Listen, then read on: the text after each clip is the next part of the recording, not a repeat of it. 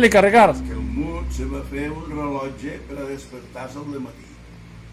El que no me'n recordo prou bé com era. Jo sé que quan era hora i bellugava el llit, com que ell no sentia d'allò del timbre o el que fos, li bellugava el llit i és quan ell se despertava.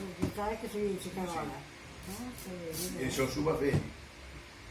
Sí, era un trafic, és el Mut. Jo vaig passar molts ratos allà amb ell i